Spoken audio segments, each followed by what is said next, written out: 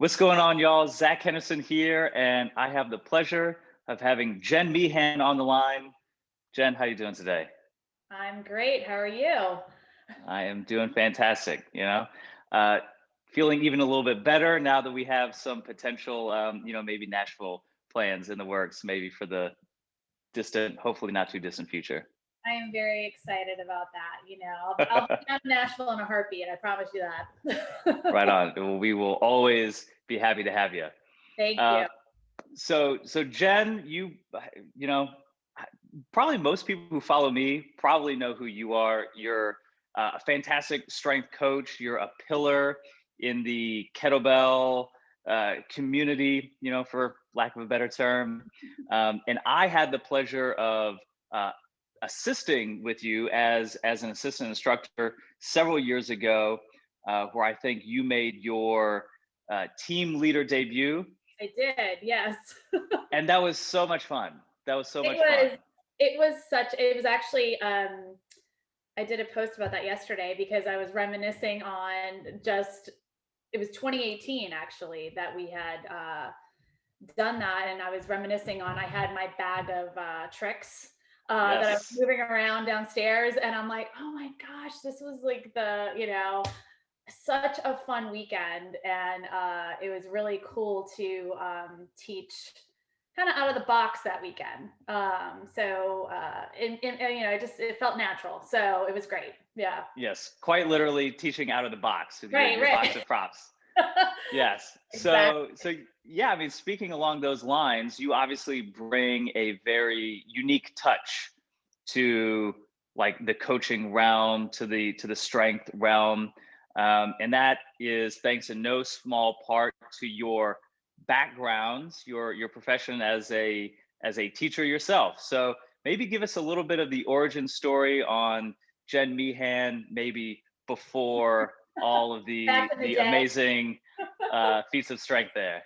Pat, back in the day, sure. So let's see. So I way back, I kind of start this way is so I ran in high school and college. So I ran Virginia Commonwealth University Division I. So got a scholarship there and entered into the 5-year master program, undergrad in psychology, master's in education.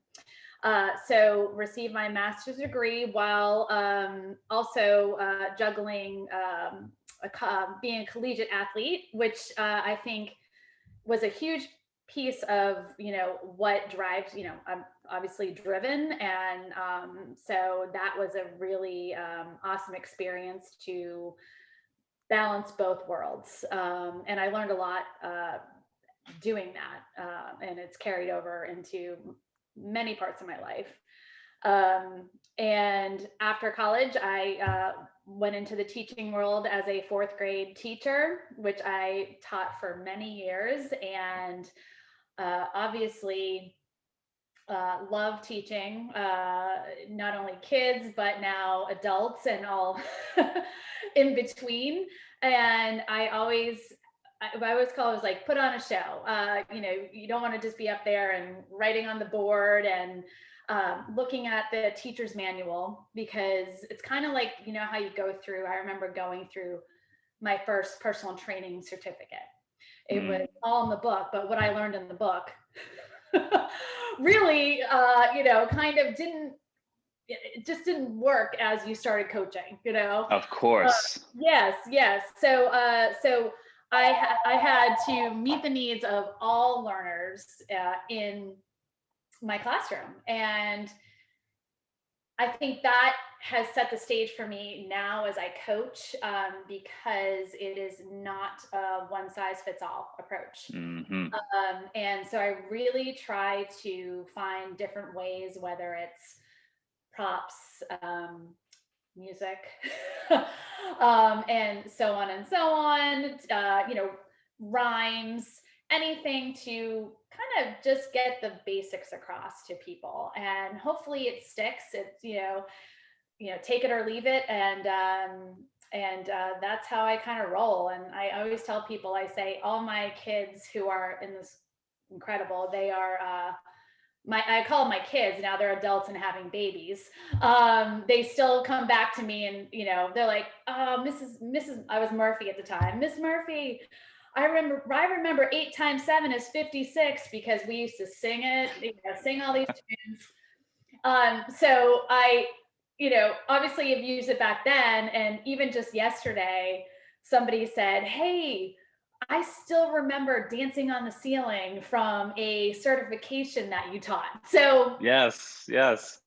all this spans from, my teaching days to now. And I'm just going with it. I used to kind of be nervous about teaching that way to adults, but you know what? It's working well. So I'm going to stick to it. Yeah, I mean, the human brain is a human brain Right. at the end of the day. So whatever sticks is whatever works. Exactly. And I think that these skills cannot be overemphasized when it comes to being a coach, being a trainer. And we kind of all know kind of the lame stereotypical example of somebody who comes out of, let's say, an exercise science background, or they've got their nose in a kinesiology textbook, and they think that as a trainer their job is to take the book and then just spit it out to their clients. Right. And that doesn't work. B, you're kind of doing like yourself and your clientele a disservice. So this, for lack of a better term, these people skills of just meeting people where they're at and helping people take the very next step that is applicable to them is really what it's all about. Right. And being let's see, ninth grade, is that middle school, elementary school? So fourth grade's elementary, ninth grade. Fourth grade. Yeah, fourth grade. Yeah. I was thinking 9 years old. Hey, you got it. In my mind. Yeah. We're all 9 years old at heart. So basically. So that's elementary school, obviously. Yes. Yeah. So so you basically, I feel, in my opinion, you had like the best background to go into coaching because you had 8 to 10 hours of practice every single day with these kids of like, how can I massage the information to get it to stick, to make sure everybody's having fun. Yes. Keep everything moving, keep the entire class trending in the right direction. And these are the real skills that are most valuable in any sort of teaching environment, learning environment, and certainly training is a learning environment at the end of the day. Yes, you're right. You're right. And, it is, it also, I feel like it too, it creates a little bit, anytime that anybody is at a certification, everyone is so, just nervous and uptight and, you're wigged out. Yes. Yeah, like freaked out and can't breathe. And it's like, let's just add a little fun to it. I mean, we're all still learning, but let's have some fun with it a little bit. And just kind of like get everybody on the same playing field, so level. So, because not only, I'm teaching, but I'm also learning from everybody else. So it's not, it's a two-way street. So, that's how I feel when I'm up there. I said, I'm learning from the audience, or, I'm always a student. So even though you're, teaching, but I'm still learning from everybody that surrounds me. So it's great. Right.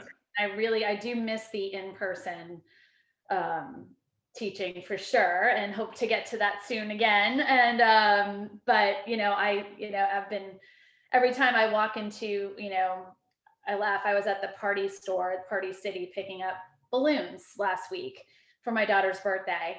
And I look at these little things on the shelves and how they can relate to a movement that I'm picking that up to put in my bag because it'll relate. So that's how my brain works. Yeah.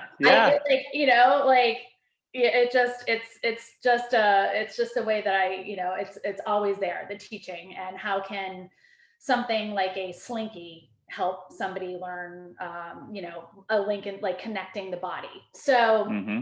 I have that coming out soon. Awesome. Yeah, and again, especially if you want to make a real impact on people's lives, it's one thing to be a coach to someone who's a natural athlete, a natural mover, someone who can just take whatever you want to throw at them, in the training context. And that's great. And we also kind of have to recognize that, as trainers, most of us are training general population people who probably don't have a lot of practice at, you know, body awareness. Proprioception's probably a little off. Everybody's got some sort of movement issue, asymmetry, tightness, all this stuff. So the more we can kind of create shortcuts for our clients, Right. the better, just to kind of get them, again, moving in the right direction. Because Exactly. again, I think we've all seen maybe clients who have come from other trainers who have been quote unquote working out maybe for months, maybe for years, Mhm. and so many basic movement concepts just haven't clicked for them, that with just a little extra effort on the part of the coach, we could remedy that no problem. Yeah, So for sure. I would say it's going above and beyond to make that connection, but really that's like the foundation of what we're here to do. And again, your approach with props and meeting different learners with their own styles really should be the fundamental thing that we learn and adopt as coaches before you know a million exercises and drills and all these other things. Yeah, agree. And it does take time and trial and error and all that, but definitely agree that sometimes just making it simple, really clicks with people. And because I've definitely tried the really, I call it the smart approach, the big words, which are great. It just depends on who you're talking with. Right. So, if I'm, talking with another coach who really yes, we both understand, I call them the big words, then great. But if I'm, training somebody brand new who could care less about what their lat is or where it is, and so you have to do a little bit of work creatively with those people, because they will just tune you out and move on. So Mhm. so just finding, you kind of figure it out, and it just takes a while to see and help people learn too. So I have one client who wants all those fancy words, and so we use them. I have Sure. one like, no, no idea. Just tell me, squeeze my armpit. I'm like, you got it. So Perfect. so time and a place, right? Time and a Right. place. Right. Yeah, yeah. So, Jen, how did you go from teaching multiplication tables to kettlebells and pull-ups? I know, right? It seems so like different. So obviously a teacher. I always tell people, teachers make a huge amount of money. I've heard. I wish. So, And so you retired, you yes, cashed out I and retired. retired. So this is my job out of retirement. Anyway, so I, was always thinking, I said, be nice to make a little extra money. And I was always interested in, obviously physical fitness and all that, being, had been a runner and all that. So I said, I'll go and get my personal training certificate. So did that and started working in a gym, and you know, enjoyed it, worked, basically out of the book and learned the machines. Sure. Not that there's anything wrong with it, but I was, okay, let's follow the manual as is. And then ended up, so I had that, and just kind of had that as another little part-time job, and then got married, had my first child, and was still running, I was working part-time in education, and also still working at the gym. And I was training for a marathon and ignoring all the things that you should do, like, work on, your stability, core, all that, and just running. So I was running, and I should have known better. I had pain in my hip, and then it went to the back, and would wake up in the morning and be like, gosh, I could really, my leg is pins and needles, right? But I had to run because I was going to run that marathon. And Right. yeah, so I mean, like, basically dragging my leg. And yeah, and then I was running one morning and literally stopped dead in my tracks. And I was like, I can't feel my right leg, basically. Oh no. Uh, you know, Long story short, got home and painfully home, and ended up, going to the doctor, and had a herniated disc in the back, the L5, and which is a common disc to blow out there. And really, it was rough. It was rough. I was, running is all I really knew. I wasn't into strength training because I didn't want to get bulky. Right. Right. I didn't want to get bulky because I had, I was definitely in that running mentality, and I was at a loss. Like, I couldn't take care of Michael, who's my oldest. My mother-in-law had to fly down from Boston to help me take care of my own child. And that was kind of like the turning point for me of, I've got to make a change to the way I am, living my life and training and all that. And I had the background as a personal trainer, but it was only surface level at that point. I've then realized. So, you go through, I opted not to have surgery because, 9 times out of 10, it's not the answer. It doesn't fix it. And so I did a lot of physical therapy, epidural injections, you name it, I had it. And they, you get released from physical therapy, and they're like, okay, go work on your core. And I'm like, I can't even do anything. I'm like, I can't even really, I'm hesitant to even bend over. Nothing. And so I Googled how to train your core after a back injury. And about page number, I would say 10, I see kettlebells. And I go, let me, because this is 2000, and let's go back here.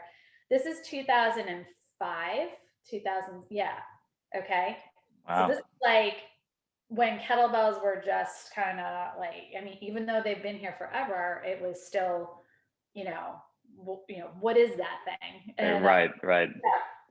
So ended up, watching a video and going, that thing is going to rip my back out like that.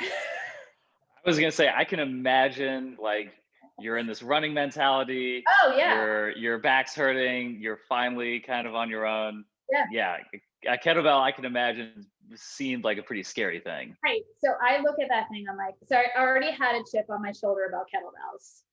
And, so I was like, yeah, no, this is, but how is this possible? So I was almost intrigued by the fact that this object could actually rehab my back.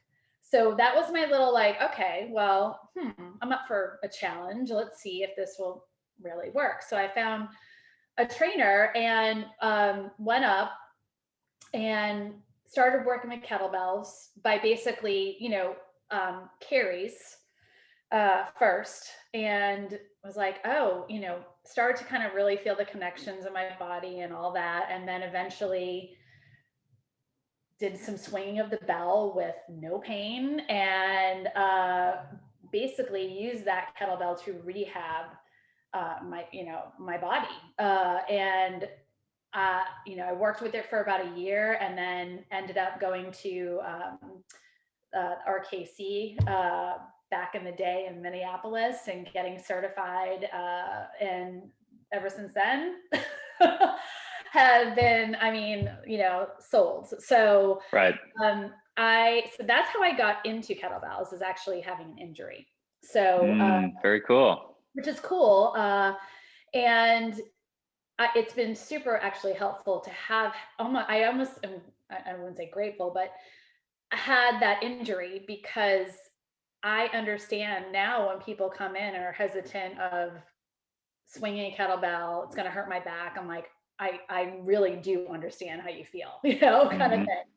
And that's my main thing. I said, I understand, and I am, will, guide you and make sure that, you are on the right path to, getting, building up that core, and working on it. And it definitely was a game changer for me, obviously. And just it's been, it's been a great tool. And I it's been, let's see how many, a lot of years. I don't want to age myself. A lot of years. Right. Well, it's funny. I've Back before you were born, Zach, did I start kettlebell? not quite, not quite. Uh, although you were into kettlebells before I was. So to Okay. me, that's Yeah, like yeah. that's like the delineation point, like where I Right. kind of like, Yeah, you're maybe like, subconsciously like judge like how old you are in coaching years. You yes, know? yes, yes. Yeah. Yeah, it's so interesting. Yeah, it's been definitely a journey with the kettlebell, for sure. Yeah. Yeah. Yeah, it's funny. I've had some semblance of this conversation a few times over the last few weeks. Mhm. That kind of revolves around this theme of how an injury can be a platform for tremendous progress. Yeah. Could be in the same direction, or it could be in completely new directions. So Right.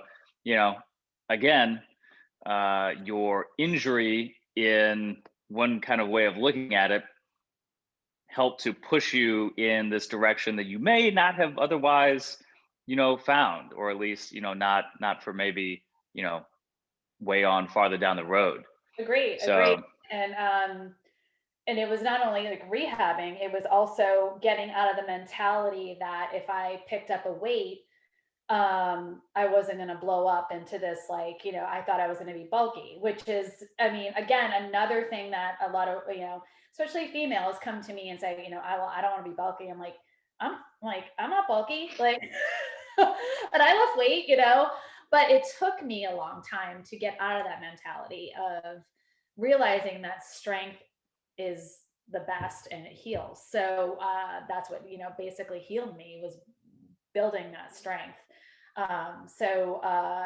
Mentally and physically, honestly. So yeah, for sure, has been a game changer.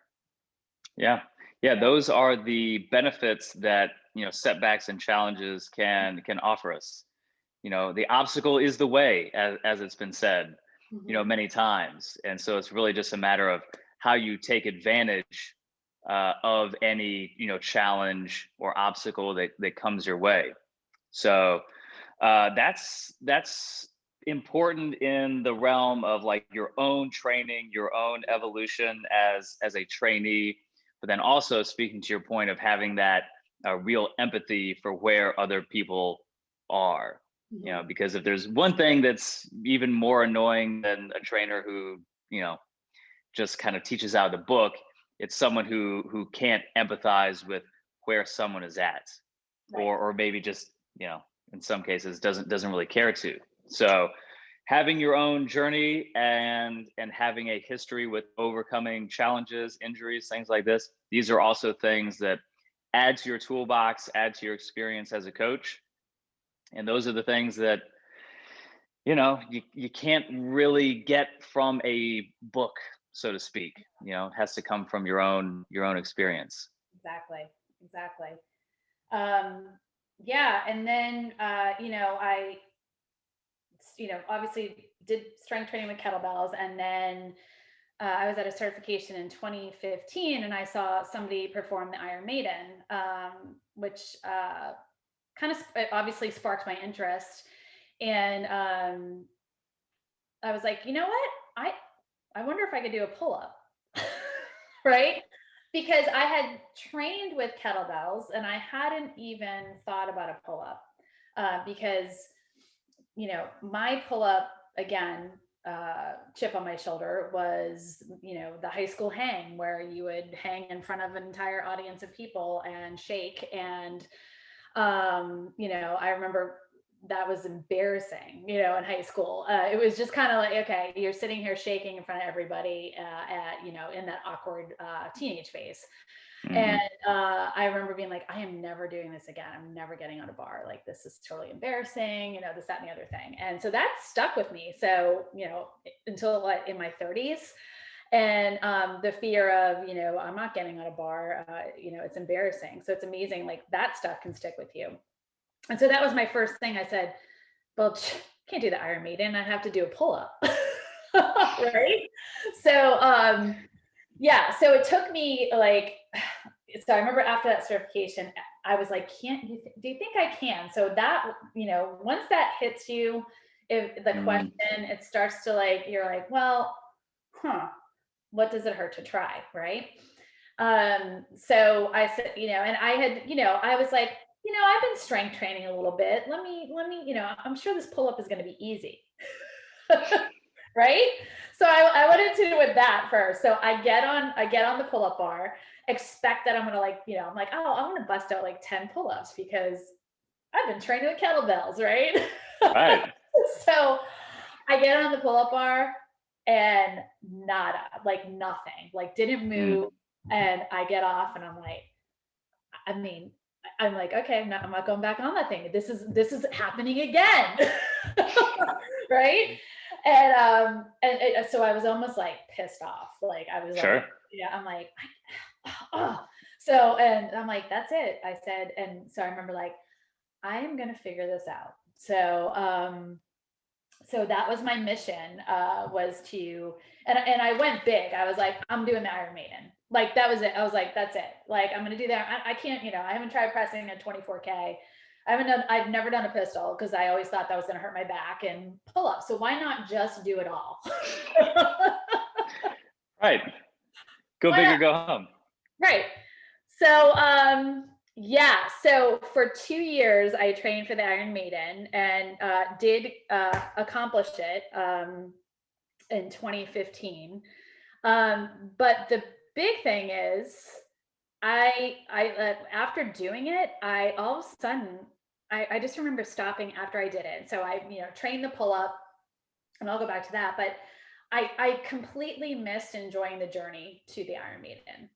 So I don't know if a lot of people know that.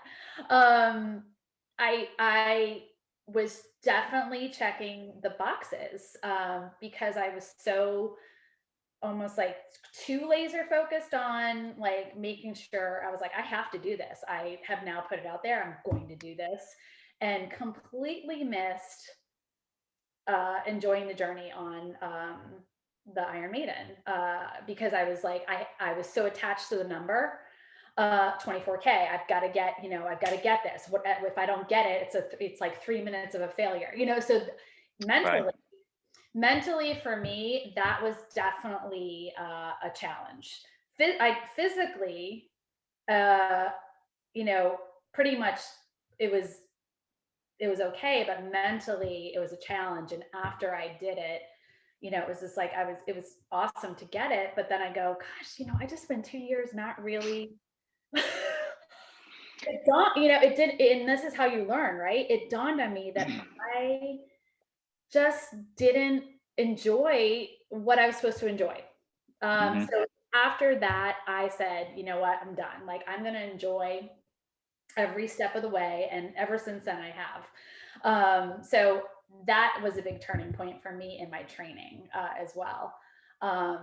And I think because I had tried to get those 3 movements, and it was a lot. It was a lot to try to accomplish all of that without actually having ever done it. And that's the point of the Iron Maiden is to get those 3 lifts, right?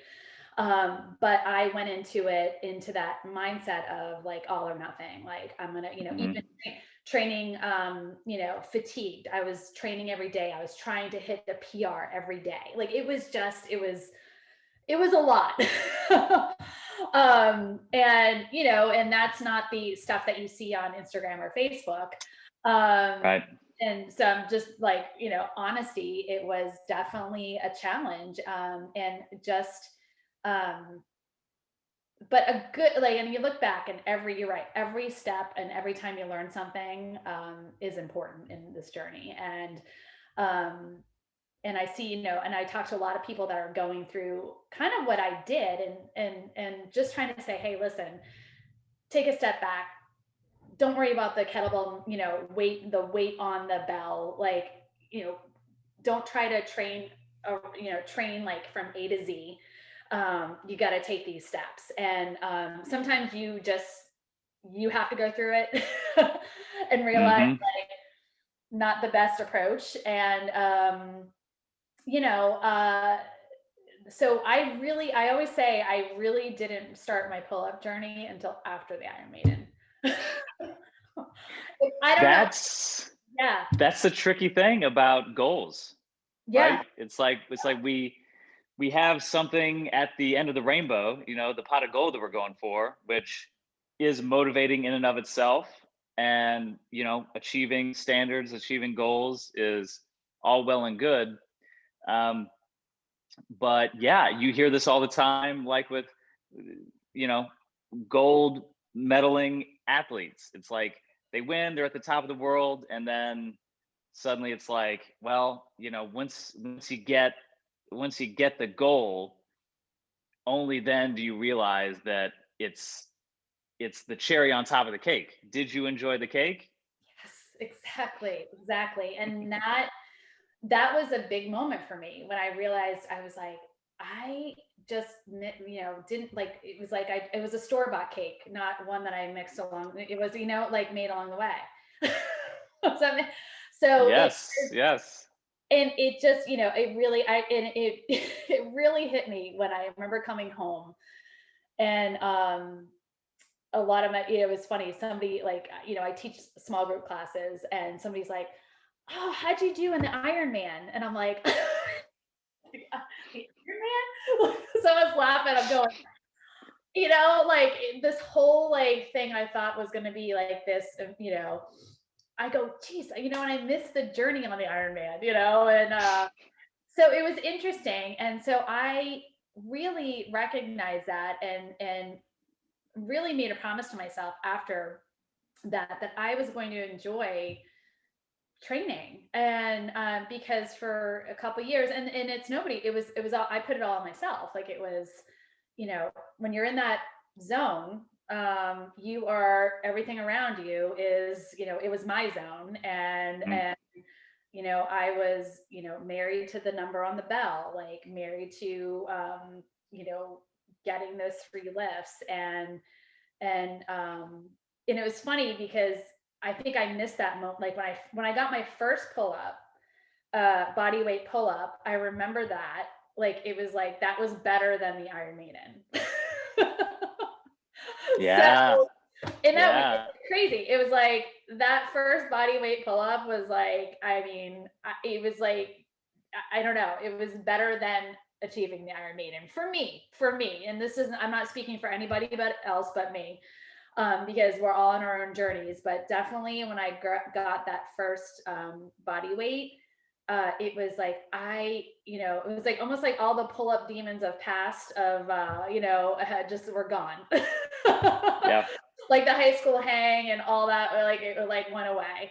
And to me, that was a huge accomplishment, to get that Hmm. pull up. And that, when I got, and I took my time on that body weight pull up, the first one I got, because I wanted to do it right. I wanted to, not fly around on the bar hanging. I wanted to make sure that I did it right.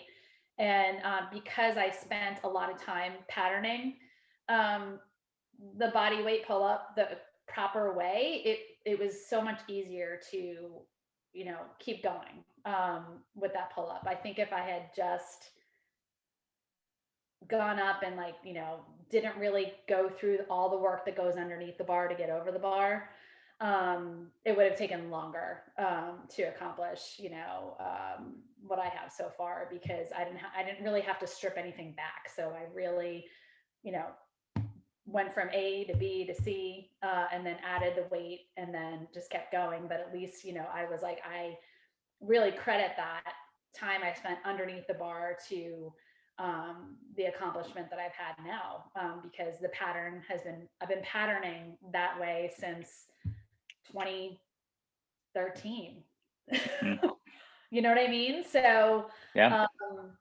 that body weight pull up obviously led to weighted pull ups, and has been, and that's why I tell people, I said, please don't just jump into throwing the weight on your body and trying to do a pull up. And it's hard. I mean, it's hard not to want to jump right over Yeah. all those steps, right? And just go for the gold. But you have to definitely A, B, C, D. Yeah, it's the fine art of training. Right. It's called training, not accomplishing. Exactly. Or training, not maxing out, so to speak. Yeah. And So that was when you get it, and I didn't realize that I got a taste for oh my God, this is amazing. I love pulling up, and I was trying to max out all the time. So I realized you have to learn that for yourself. And really was so fatigued after the Iron Maiden, for sure, because I was maxing out, not deloading, and so tired. So tired. So after it was over, I definitely took, I think it was a few months off of just training. I mean, I would, do some here and there, but mentally and physically I was spent, and really kind of just took a really what am I trying to accomplish out of this? Where am I going with this? And really took a deep look and said, I really enjoy doing pull-ups along with basic movements, and I'm going to enjoy the process and not have hey, what's your next goal? What's your next goal? What's your next goal? Because again, I would have been attached to the number.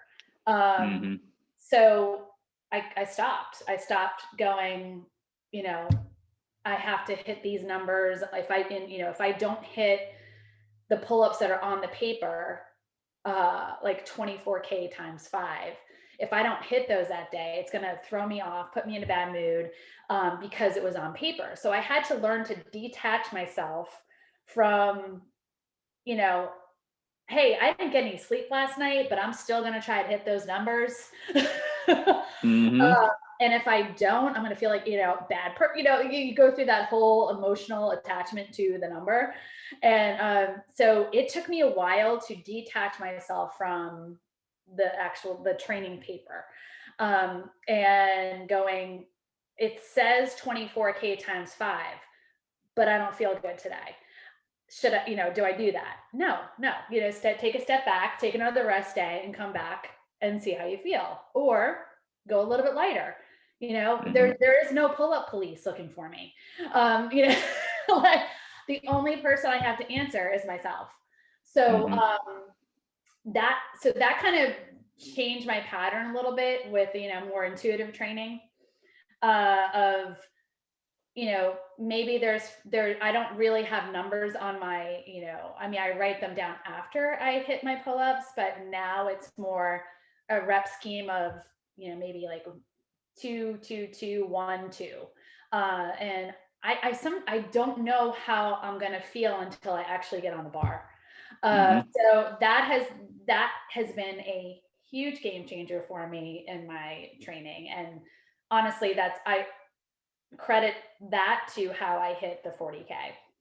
So Yes. I was gonna say, so all that being said, Yeah. obviously we have to walk this kind of funny fine line in the sense that like it's certainly great to celebrate your accomplishments, Yes. and in the Instagram world, it's Right. not quite as easy to celebrate just the day to day enjoying the journey, so Right. to speak. So that is a tricky conversation that I think is important to have both with yourself Mhm. and your clients who are maybe type A, maybe very Yeah. deep in the strength, game themselves. Yes.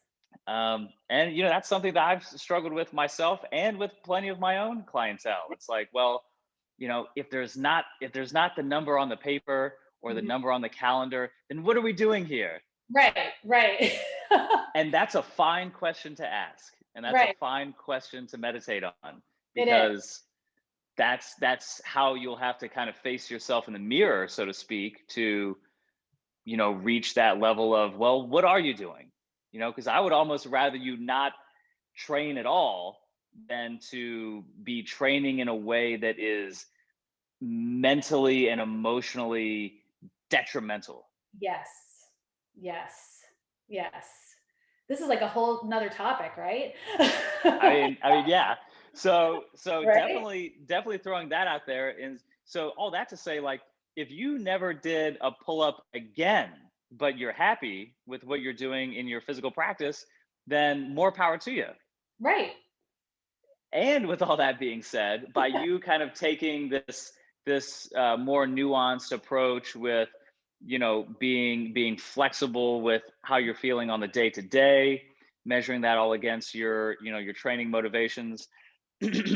um, we can't also discount the elephant in the room, which is you might be one of the strongest human beings on the planet, because here you are doing pull-ups with an ungodly amount of weight. So we've hit like this fulcrum point to Right. where the grind took you to one point, but then this new kind of approach has now Yeah. helped you go far and above. Yes. So yeah, this new approach has been a game changer for me. And I mean, it's not perfect by any means, but it's there are definitely frustrations along the way where I'm like, geez, really? I'm like, come on, Jen, like, you can lift that, but I generally it was so obviously this year has been crazy, or last year, whatever year we're in with this pandemic, right? And your energies can only go so far into certain things, correct? I mean, basically, um, I did not like, the next bell size for me that I have never pulled was the 40K. Okay. So that was that. But I had, I was like, I don't know, well, maybe I can pull that. We'll see, at some point. But I wasn't going to be married to pulling it. I remember thinking, because at one point I was like, I have to get that 40K. And I was like, stop. So here we go. It's in my brain. And so I said, you know what? I took a step back. I said, I am pretty good at pull-ups and I'm pretty good at pulling heavy. And I'm gonna just see what I can do. And that was kind of, I left it at that in my brain. And I think I took more time off in the last year with this pandemic stuff, and because kids are home and my bandwidth was short, but it was so when I do train, it was like super quality. Like I made sure I had enough sleep. I made sure I had, it was like really quality training over this last year, believe it or not. I'm lucky to have a gym in my garage. So my consistency never let up. And I had been building the strength, and I knew intuitively, I knew it was the week before, which is funny, the week before what was it, December 30th, I hit that 40K. And I look at it, I'm like, geez, like, it was like Christmas and almost New Year's, and it was like the in between. And I had actually over that last those 2 weeks, I was like, you know, I'm pulling and you could just, I could feel it. I'm like, I could feel like I was pulling 28Ks like they were 12Ks, you know? So I'm like, all right, something's up, you know, something's up here. And I just kind of knew, I was like, you know, I haven't tried to pull the 40K in months. So I had in my rep, you know, I was like, okay, so I warmed up that day with, I think it was like a 24. I was like, all right, that's easy.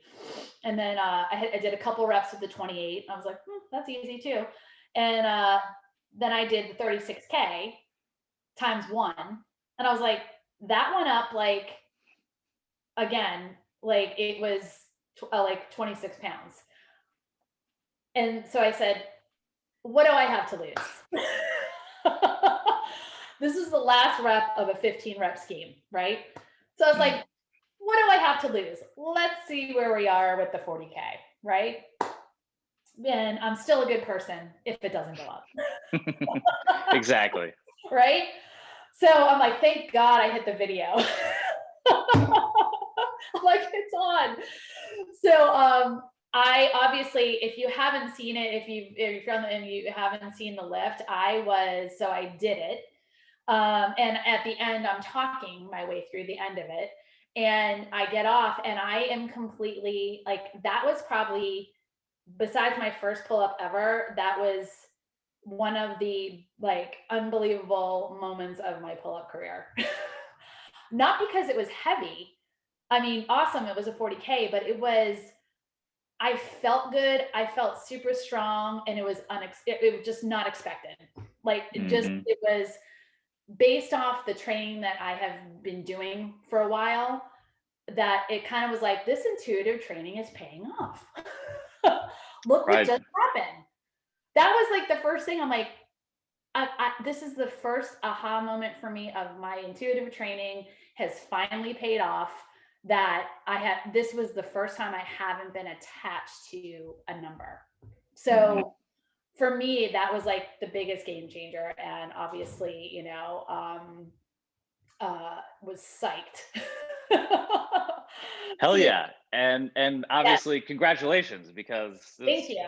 It's one of the most amazing things I've ever seen on the internet, like, period. So yeah, it was like, I mean, my reaction went from like laugh, cry to I don't even know. I was just, it was definitely like the shocker of all shockers. So, but like it was like, and like I said, it felt like my, you know, I equate it to my first bodyweight pull up, is how I felt when I got that. And just that journey piece of it really hit home for me on that. When I pulled that weight. So it's kind of like, wow, like, you know, I didn't try to max out that bell months and months, you know, every day for 2 years. So, you know, and you learn, like, you're like, you know, you don't touch that bell for, you know, I won't touch that bell again for a little while. And I don't know, because I know how I felt leading up to that. And so when it happens again, because it will happen again. There it is. You know, I'll know. Like, so I have that baseline kind of set up in my body, and just, you know, I know. So yeah. Yeah. Well, you know, it's funny. It's very much like a, you know, you've used the word like being married to a number, being married to the paper. So that got my mind thinking about like relationships. Yeah. Like you can't force a relationship. No. It has to go step by step. And if it goes well in a certain kind of way for a certain amount of time, well, then that's where the literal, I guess, marriage, you know, comes into play. But if you try to skip steps, if you try to force it, if you're like, well, it's here on paper, you know, we've been dating for 2 years, it's time to get married. It's supposed to happen, right? It's like, nah, it doesn't work like that. So it's so funny that you brought that up, because I actually have like with the pull-up program coming out, there is a piece on every time that you approach like the bar, or you're adding another weight to your belt. It's like you're starting another phase of a relationship, like you're dating again. So we must be on the same page, Zach.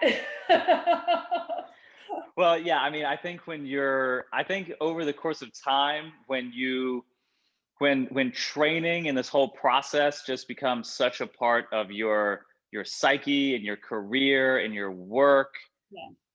then these connections, you know, just kind of happen automatically because you kind of start to see how training is everything and everything is training. Exactly. And if you're committed to any sort of practice for any length of time, then I think these ideas all kind of marinate together. Yeah. You know, And like if you're a yeah, it's very interesting because and I'll, again, stuff that you don't see on the internet or Instagram is even like it, with the heavier bells, in order to, talking about mindset and setup, in order to get comfortable and make it not a big deal, like I would just, sometimes in my practice, have just sit there with the bell on and get used to having that weight on me. And so when I did approach it, it's like no big deal because mm, anytime you're approaching something new or new skill or learning something new, um, your mind, you get in your own way. And I'm like, I don't have time to get in my own way with a heavy bell. Like it's just gotta, hmm I have to have the same routine, have the same setup, and execute. I can't waste my energy on worrying about how big this bell is. It's got to just be hmm part of the routine. Yeah. So I'm like, my husband will walk in the garage. He's like, "What are you doing?"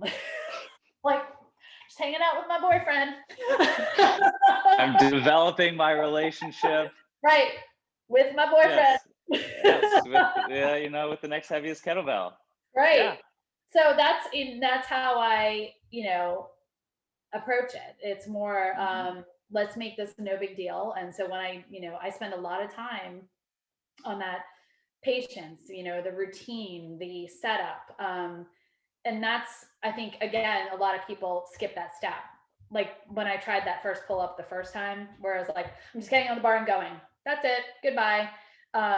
People don't realize, like, okay, you almost have to, like, you gotta feel the bar. You gotta, get, when you step on, wherever you're stepping off of, you have to make it no big deal because, you'll go into that fight or flight type of thing. And that's what I see a lot. I mean, if you see pull-ups, you can see people, they're going through that fight or flight while they're pulling up, hmm where you have to be like, you're right. It's like it's an athlete. It's laser focused. I'm at the starting line. I better get out of the gates like the right way. How am I going to do that?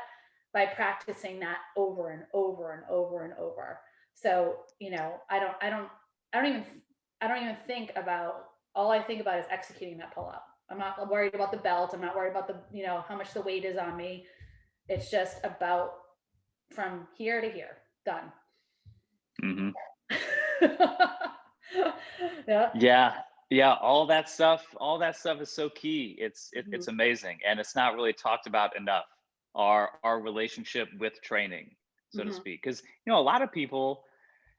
Yeah, I kind of went through a phase where I was really getting on a lot of my uh, clients with the way that they spoke about their training, in the sense of, I'm sure you've heard this. Oh, my bench press is not being my friend today.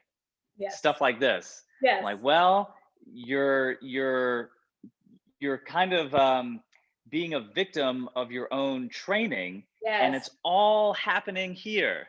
Yep. So you must be very vigilant with how you think about, how you interpret your training, because if it is a big part of your life, as it is for so many of us, and an important part of your life, then yeah, you have to treat it like any other relationship. You have a relationship with your training, and if it's a combative one, Mhm. then somebody's getting hurt. Oh yeah. I can tell you, like, I'm not, it's again, not perfect. There are days that even though I'm like, if I get on the bar with a bad attitude, it's just not happening.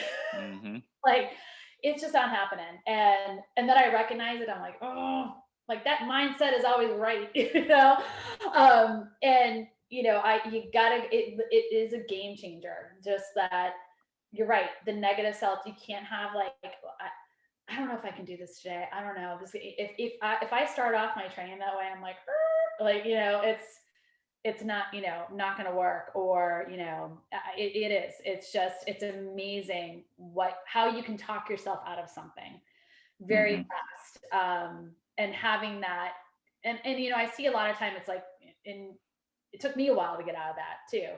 It's like a coping mechanism. If I say up front, I can't do this, and I don't do it, then I said I couldn't. But if I did, Yes. then, oh wow, look at me, So yeah, so it's almost that, uh, I'm going to say up front I can't do it, and and then if it goes, great, but if it doesn't, then I already said I couldn't. So Yeah. which Yeah. is definitely, over the long run, that's just not the best mindset to have. So Yeah. yeah, Yeah. It's always, yeah. Yeah. Again, yeah, these are the coaching concepts that deserve more attention, and deserve more conversation, both between colleagues and amongst us and our clientele, because at the end of the day, the most important thing is instilling a passion for self improvement, even beyond just like strength training, or any particular physical practice or modality. It's really about, what's this relationship, what's this attitude that you're having with yourself. hmm, Because really, at the end of the day, you don't, you're not technically having the relationship with the kettlebell. You're having a relationship with yourself as it relates to the kettlebell and your training. exactly. So one of the most important things that we can do is instill this healthy relationship, really, with one's self. And I think we can all agree that that's like one of the, I mean, really the biggest benefit of training is how it helps you develop as a person internally, Exactly. regardless of, what muscles you may or may not, you know, Right, right. have popping. Yeah, and it definitely, you're right about that, because like I said, it's definitely, I've been through this, and I'm still on my journey, of adapting and changing as I get older, and wiser. And and look at the point, like, hadn't I had, again, gone through all of the things I have gone through up until now, with, even like I said, um training with, and reaching an awesome goal but not enjoying it, and that was part of my, whoa, take a step, let's take a step back and really think about what this is all about. What is the end game, right? The end game is, right, it's internally, and being on that journey, and growing as a person, and that is the end game for sure. Hmm. Mhm. Yeah. Oh, Jen, cool stuff. Cool stuff. We could sit here and pontificate I about I training know. And philosophy all then, day. and then we wouldn't get to our training, right? Exactly. And that's okay. Right. Hey, every now and then, again, it's just, All right, yeah, right. it's wherever your relationship is on the day. You got to respect Exactly. it. Exactly. So obviously, I'd be remiss if I didn't say that I am also very excited to see and hear about your upcoming pull-up coaching program. Yes. So, with all of this stuff being said, obviously we're coming from a deeper perspective than, here's a spreadsheet with a bunch of numbers, Yes. and this is your program. So Yeah. yeah, And very, very excited to hear. So tell yeah, us what you yeah. have in the works there. So yeah, so this has been, an interesting journey as well, is figuring out how to approach pull-ups in a different way, because I know a lot of people. I get hundreds of DMs. Can I have your program? Like, I want to do what you're doing, and I'm like, oh, I sure, I could sell you a $99 program, and I don't know, it may or may not work for you, but I couldn't sleep at night. Sure. Kind of thing. And because we are, as we know, all different in our approaches to things, and I don't, mindset and everything else. So for a long time, I've been like wishing, I'm like, okay, like, I want to get this stuff out there. I don't know how it's going to be received, but hey, we'll give it a shot. And kind of all the elements that I've learned along the way, and I'm still learning, and just trying to see if it helps somebody either improve their pull up, get their pull up, work on the stuff below the bar for a while to end up eventually getting a pull up if that's their end game, or even just hanging from a bar, right? Because it's we're all different, and that is kind of the approach I'm taking with this pull up program.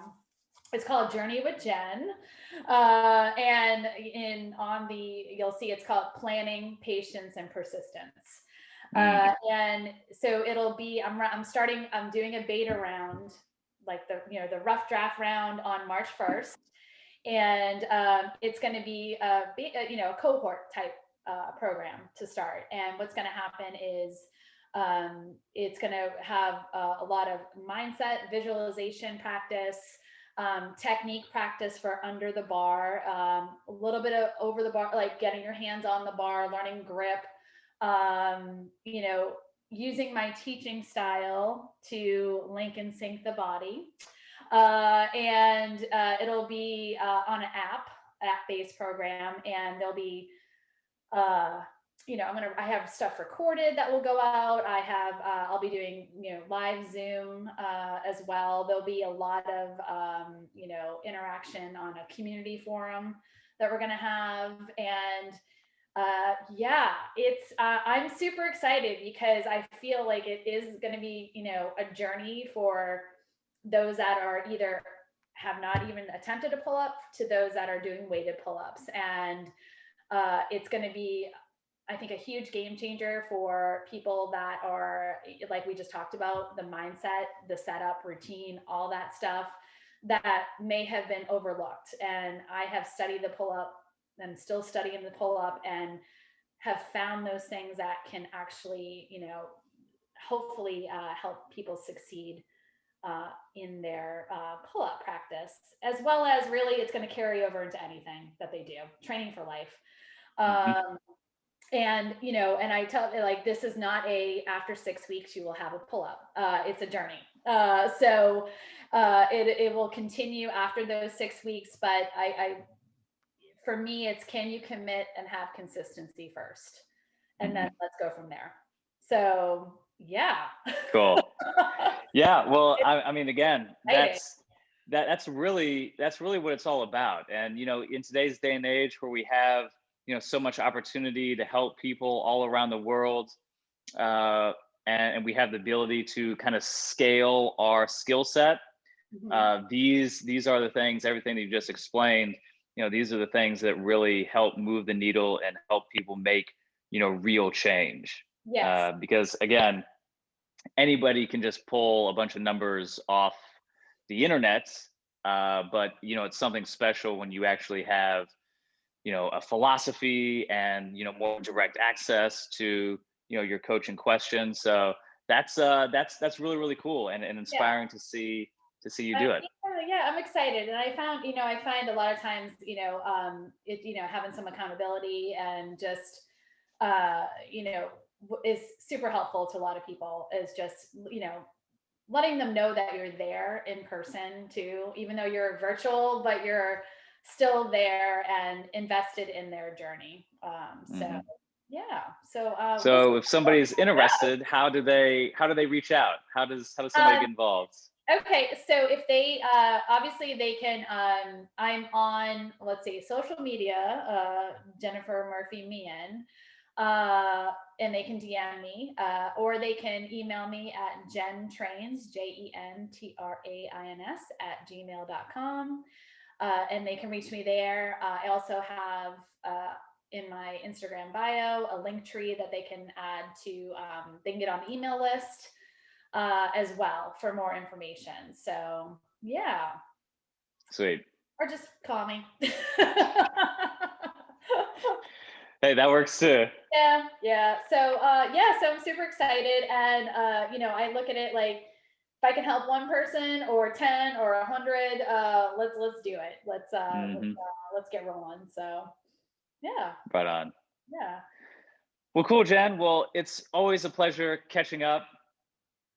Again, congratulations on, obviously everything from keeping the family in one piece through these wacky times to pull Yes. up PRs. And I mean, heck, even like through the rest of your training, like I see your deadlifts, Yeah, you know. yeah. I mean, it's it's fun. It's fun. It's fun it's fun getting strong, keeping strong, and really, and people are like, "What's your secret?" I'm like, just consistent and rest, and just and that's yeah. I wish it was like this magical secret, but it really is just being consistent and committed to training and enjoying it, honestly, like enjoyment in your training as well.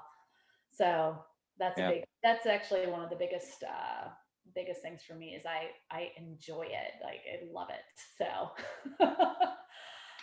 Yes, that that is a sentiment that I have heard more than a few times with some very accomplished strength athletes. So let that not go unnoticed, and let it also not go unnoticed that you know we're talking about years here.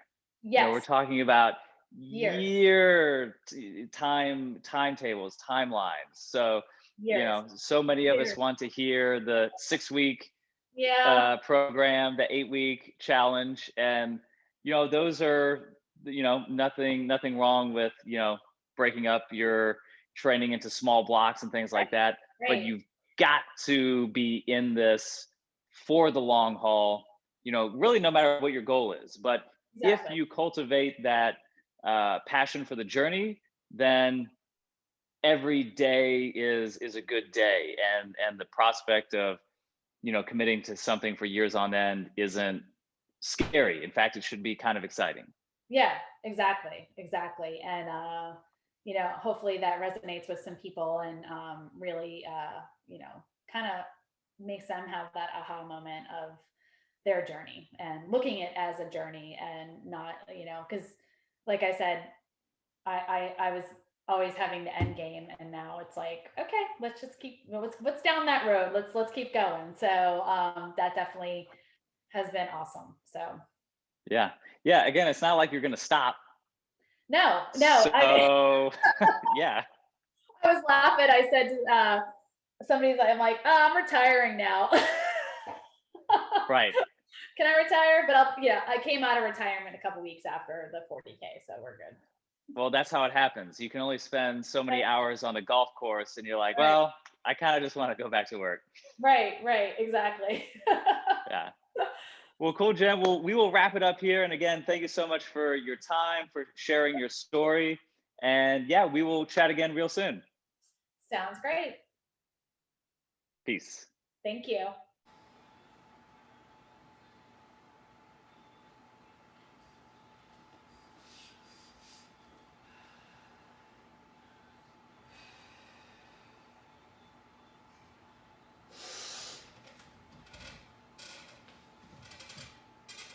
Oh my God.